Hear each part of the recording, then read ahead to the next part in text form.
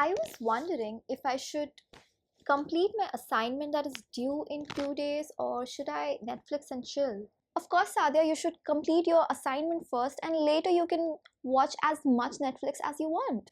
I guess you make a point. Oh, come on, just watch one episode of Friends. Just treat yourself, you deserve it. You're right, one single episode of Friends wouldn't harm anyone. Come on, Sadia, you always do this. You always keep it until the last moment and then you're super stressed. You're right, last time also I was way too stressed because I waited until the deadline. One episode of Friends wouldn't hurt anyone. Just watch it and you can start your assignment after that. What's the big deal? But it's a really tough assignment. You should start now so that you are not stressed at the last moment. Come on, watch it. You deserve it. I guess you're right. I'm gonna Netflix and chill.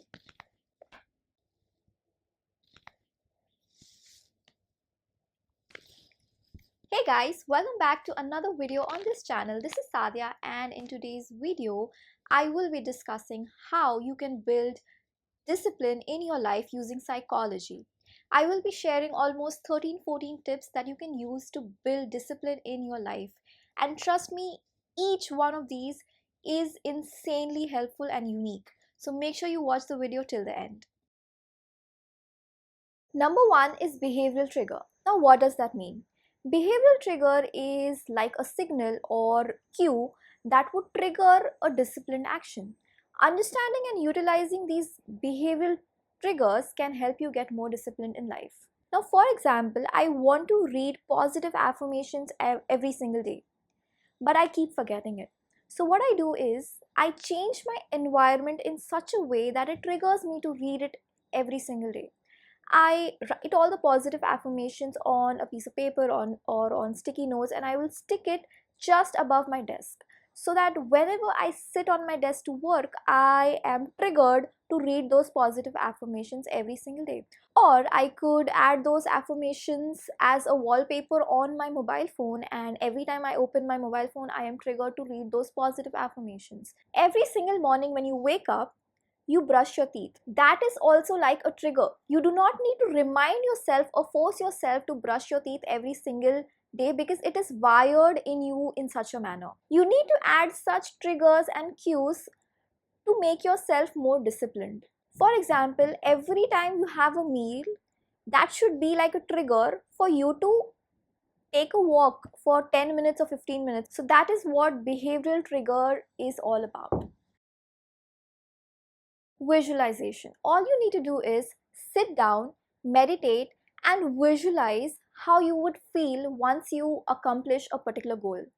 That would in turn motivate you to work harder. Self-reward. This is something most parents do with their kids to trick them into doing something they want them to do. Like इतनी पढ़ाई कर लो, इतने marks ले आओ तो छुट्टियों में मनाली जाएंगे or something of that sort. You can also use this technique to trick yourself into accomplishing your goals. You can tell yourself that once I accomplish this goal, I will buy myself something, or I will treat myself at a restaurant, or it could be anything of that sort. For example, I have set a goal for myself and I have told myself that once I accomplish this goal, I will buy an iPad for myself. So let's see when that happens, but yeah, I wanted to say that out loud. Set SMART goals. Now, SMART stands for specific, measurable, achievable, relevant, and time bound. Let's understand this one by one. So, S stands for specific. You need to be specific with your goals. For example, your goal is to stay fit. So, you shouldn't say that you just want to be fit. Rather, you can say that you want to run a 5K marathon, or you want to lose 2 kgs, or you want to gain 2 kgs. So you need to be specific. M stands for measurable. You need to quantify your goal. For example, I can say that I will run 3 kilometers 3 times a week. A stands for achievable. Make sure your goal is realistic. R stands for relevant. Make sure your goal is in aligned with your larger plans. T stands for time bound. Make sure you have a deadline so that there is a sense of urgency. So I will say that I will lose 2 kgs in 3 months, or gain 2 kgs in 3 months, or I will run a 5-kilometer marathon in 6 months. It could be anything of that sort. Practice mindfulness and self-awareness. Now, this is very important. You need to be mindful of how much time you're spending and where you're spending. Make sure you're not wasting a lot of your time, and for this you need to be mindful. One thing that can help you is meditating. When you meditate, it helps you in being more mindful. Cognitive restructuring. Now, what this means, you need to change the negative idea behind working. You need to stop saying that it is boring when you work. Try to find fun in your work. Keep saying that you love your work, you love what you do, you love the people you work with. This will eventually change the negative idea behind working. Self monitoring. You need to monitor all your tasks. Every morning, wake up and take a book and write a list of all the tasks that you have for the day. What I do is I write 2 3 very small things on the list that I know that I will do in that day, and when I tick them off, it somehow motivates me to finish off other things on the list so that I can tick it off. It somehow works, and you should also try it. Incremental changes. No big change in your life can happen overnight. You need to work slow and steady. For example, my goal can be to work out every single day for 5 minutes or 15 minutes for 3 times a week, and eventually I can increase it to maybe 7 times a week or 5 times a week. I can start small and then eventually increase the duration of it. So having incremental changes in your goal setting is quite important.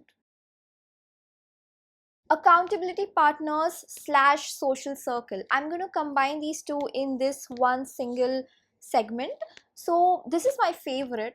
Having the right circle is very important, and what I mean by accountability partners is, so this is what I've done. I have a friend who also reads books and I also read books, but sometimes we find it very difficult to have that consistency. So what we decided was that we both update each other every single day if we have read a chapter of a particular book, so that we are consistent. So this is what you call accountability partners, and I have done this throughout my life, and trust me, this is a game changer. This is very helpful. I have also told my friend to help me keep a track of all my goals, so I actually give her updates every weekend, and I'm not even kidding, I really do that. It sort of keeps me motivated because I have to update her, so I need to finish the work. I think you should try having accountability partners, and it could be anyone. It could be your friend, it could be your parent, it could be your sibling, it could be anyone. Just have an accountability partner to whom you will update or discuss your goals with. Habit stacking. This is another one of my favorites. So all you need to do is you need to stack habits together. If you want to include a new habit in your routine, add it at the end of another habit of yours. Basically, add a new habit to an existing habit. For example, every morning you wake up and you brush your teeth. Add another habit at the end of it, like you work out or you drink warm water after that. Adding a new habit to an old habit will allow you to have a certain rhythm in your life that will allow you to complete those new habits as well as they are stacked to an existing habit. Self compassion, again, very important. You need to have self compassion. If you're feeling lazy, ask yourself, why are you feeling lazy? It could be a medical reason too, it could be anything. You might be burnt out, it could be anything. You need to have self empathy. You need to allow yourself to take a break when needed. 2-minute rule. You might have heard this a million times, but I'm gonna say it again.